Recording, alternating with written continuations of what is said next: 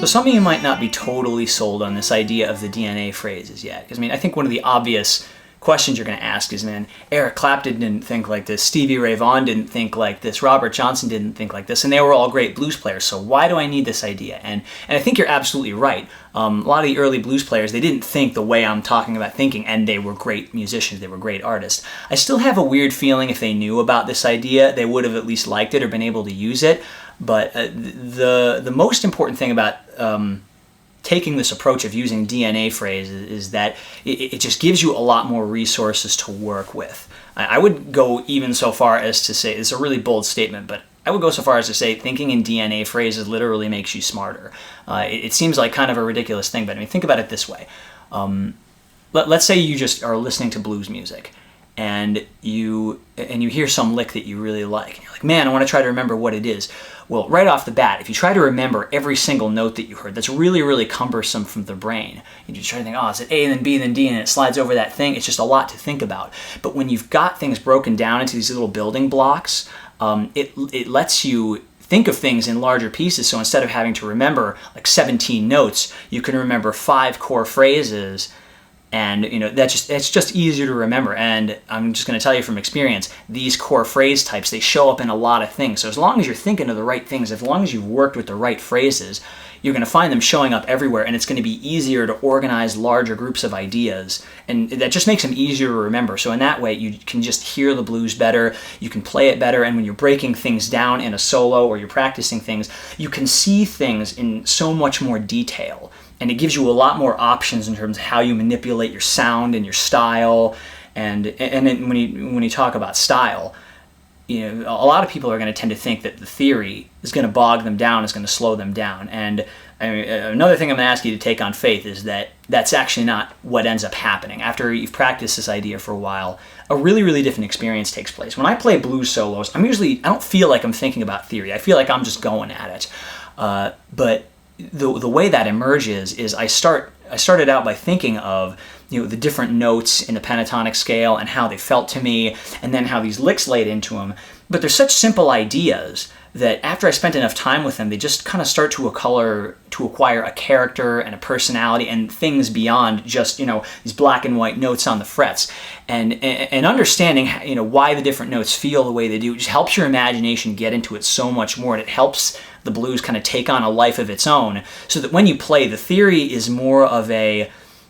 becomes more of a feeling than like a mathematical idea the more time you spend with it. And these simple ideas are so much easier to just acquire a deeper feeling around if you use them the right way. So I mean, really, it seems odd, but the theory really has helped me be a more expressive player, because I can just internalize the theory in a much deeper way in my subconscious, so that I can just forget about it and really just make music. And and even in just the practical way of finding your way through a solo, it's way, way easier to incorporate a really, really simple idea than it is to incorporate a really, really big one. If you're going along playing, you're like, oh man, I don't know what to do. It's way easier to jump on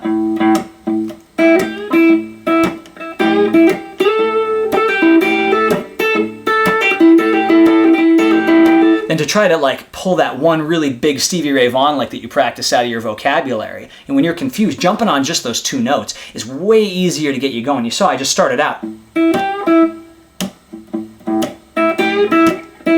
just playing with those 2 notes, but I was able to start to play more notes a little more fluidly after I kind of got that kickstart. And seeing things in terms of these really, really simple phrases gives you a jumping off point for no matter where you are.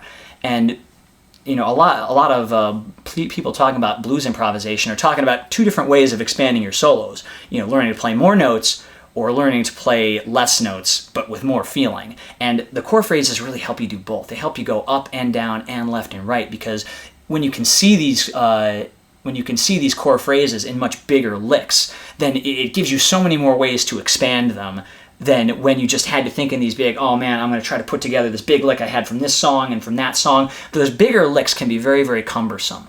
But the smaller licks, they're much easier to manipulate. And then they give you such a greater appreciation for how powerful just 2 notes can be. When you spend all this time thinking about these really, really simple licks, it's just what I was saying before. They start to acquire much more of a character and much more of a personality. It feels like a lot more is going on with just a few notes. And it makes you feel way more comfortable just playing a really simple solo rather than a really, really complicated, flashy one. And so in every way I have found, this idea of using the DNA phrases has helped me out. It doesn't cancel out other kinds of playing. It just gives you more options of ways to look at it.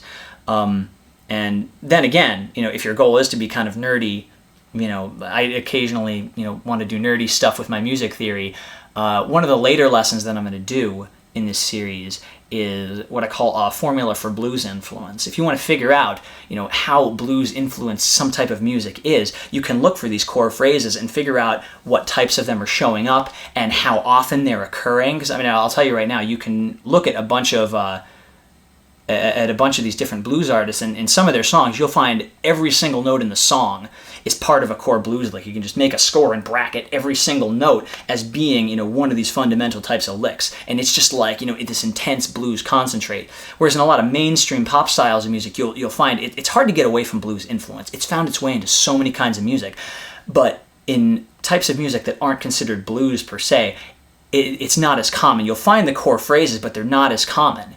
And it'll help you kind of understand where an artist is coming from and how they construct their style, and it'll give you a way to talk about it with other musicians. I've really found this theory of mine to be really indispensable in terms of how I communicate my ideas to other musicians, because it gives me such good language for talking about what I'm thinking and what I'm feeling.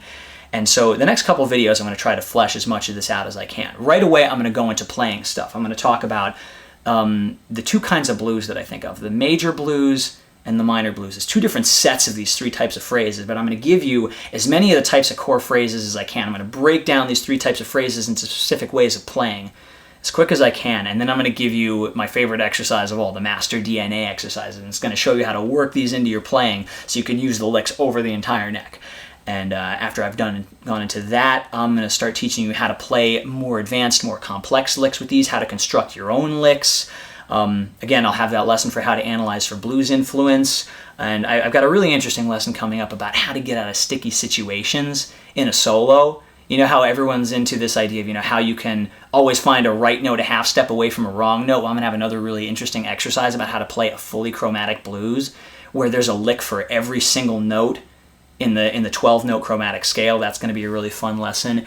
And last of all, I'm going to talk about how this idea of the blues raga lets you kind of either stay within the context of the blues or go totally beyond it, how you can use the blues raga as kind of a landscape of figuring out what traditional blues artists have done, but also figuring out what they've never done before and how you can put your own stamp on ideas that have never been done before. And it's all based on this idea of how humans perceive intervals just because of the way their ears work. It's almost a science-based method of things, but that gives you just like unlimited creative potential. So all that stuff is coming up in kind of this mini-series on the DNA phrases. And then we'll go on with further in the Blues Raga series with sitar techniques of playing through the alot and the chor and the jala, through all the Indian forms. All that stuff's going to come up later in the series. So all kinds of fun stuff to come. I hope you guys dig it all. Yeah. Peace out.